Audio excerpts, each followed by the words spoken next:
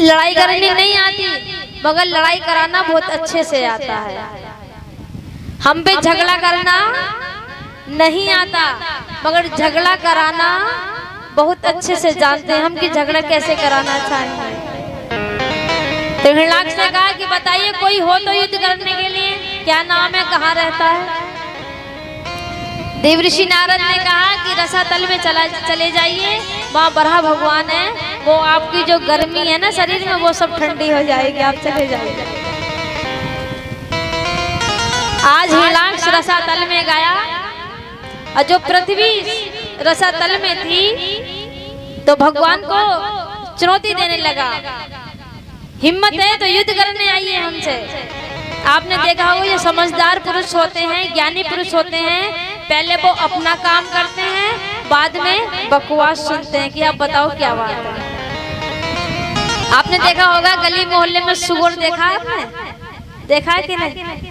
सुअर नाली साफ करके चला जाता, कुत्ते भौंकते रह जाते हैं, कुत्ते उनका कुछ नहीं बिगाड़ पाता।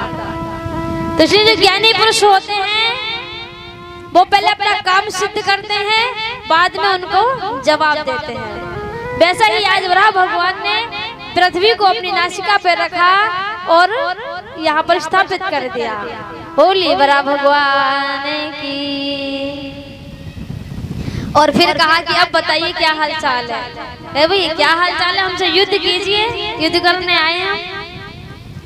भगवान ने पहले गदा युद्ध किया, फिर मल्ल युद्ध हुआ, और मल्ल युद्ध होते ही होते होते भगवान ने हिरण्याक्ष के गाल पे ऐसा तमाचा मारा कि हिरण्याक्ष गोविंदाय नमो नमः हो गया। बोली भक्त और भगवान की जय हो।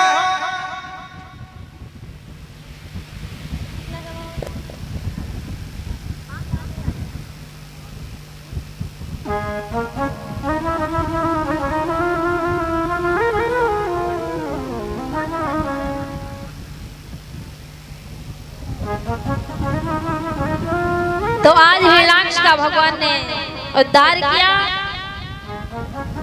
सुखदेव बाबा कहते हैं कि प्रभु हे राजन, जब जब धर्म की हानि होती है तो मेरे गोविंद किसी ना किसी रूप में आकर जीव का उद्धार करते हैं और धर्म की रक्षा करते हैं।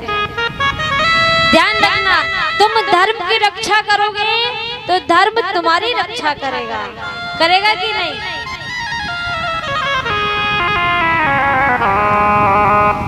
इसलिए भगवान का चिंतन मनन करते रहना चाहिए। सुखदेव भगवान ने कहा कि राजन, मनु और शतरूपा के पास संतान है, 2 पुत्र हैं, 3 बेटी हैं। बेटी है देवहूति, आकृति और प्रसूति। पुत्र 2 पुत्र हैं जिनका नाम उत्तानपाद और प्रियव्रत है। जो देवहूति मैया हैं उनका विवाह कर्दम ऋषि मुनि के साथ हुआ। किनके साथ? कर्दम ऋषि मुनि के साथ, जिनके यहाँ 9 कन्याओं ने जन्म लिया था। अनुसुईया मैया जो थी वो देवकी मैया की ही बेटी थी। और 10वें कपिल भगवान ने जन्म लिया था। ये जो कर्दम ऋषि मुनि हैं ये शादी करना नहीं चाहते थे, मगर अपने ब्रह्मा जी की पिता की आज्ञा मानकर इन्होंने शादी करी। और उन्होंने शर्त रखी थी कि एक संतान हो जाएगी तो मैं भगवान का भजन करने चला जाऊंगा। बेटी हुई।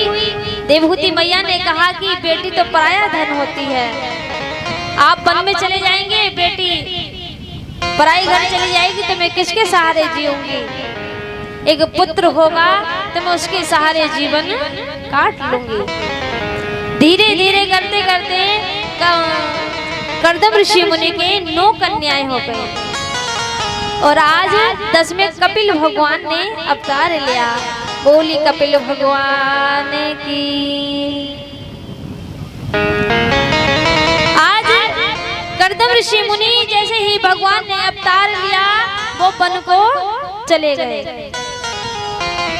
किसी ने पूछा कि एक बात बताइए, जिनके यहाँ भगवान स्वयं आ गए हो तो उसे वन में जाने की क्या जरूरत है? उसे वन में क्या काम? अगर आपने सुना होगा, भगवान तो आज जन्म लिए हैं, कल अपने स्वधाम गमन को चले जाएंगे, मगर जो भगवान का नाम है वो हमेशा रहेगा। जो भगवान का भजन कर लेंगे वो हमेशा रहेगा। इतनी शक्ति भगवान में नहीं है जितनी शक्ति उनके नाम में है। राम से बड़ा राम का नाम।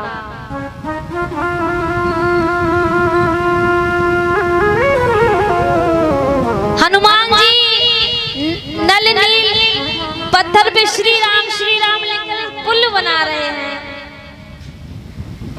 मेरे राघव सरकार ने देखा कितनी मेहनत कर रहे हैं, क्यों ना मैं भी राम का नाम लिखूं और समुद्र में फेंक दूं, थोड़ी सहायता हो जाएगी।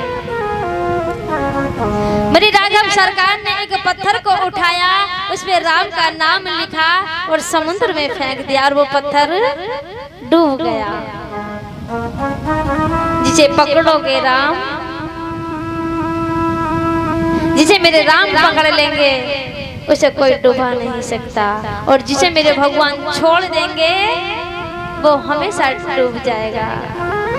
जैसे ही वो पत्थर समुद्र में डूब गया तो भगवान ने चारों तरफ देखा कि किसने मुझे देखा तो नहीं है। इतने में हनुमान जी कूद पड़े कि प्रभु किसी ने ना देखा, हमने देखा है आपको। भगवान ने कहा, राघव सरकार ने कहा कि हनुमान जी ये बात किसी को मत बताना, ना तो बेइज्जती हो जाएगी, इज्जत का मामला है। हनुमान जी ने कहा कि प्रभु ये जो आप राम का नाम लिख के समुद्र में फेंक रहे हो, आप थोड़ा सोचिए, जिसे मेरे राम छोड़ देंगे क्या वो तैर जाएगा? वो कभी नहीं तैरेगा, वो डूब जाएगा, और जिसे मेरे राम पकड़ेंगे वो तैर जाएगा। बोलना पड़ेगा मैया, इतनी शक्ति आप में नहीं है कि आप समुद्र में राम का नाम लिख के पुल बना देंगे। ये तो शक्ति आपके नाम में है जो ये पुल तैयार किया जा रहा है। और आज कर्दम ऋषि मुनि वन में भगवान का भजन करने के लिए चले गए। और आकुलती मैया जो हैं उनका विवाह रुचि प्रजापति दक्ष के साथ हुआ था।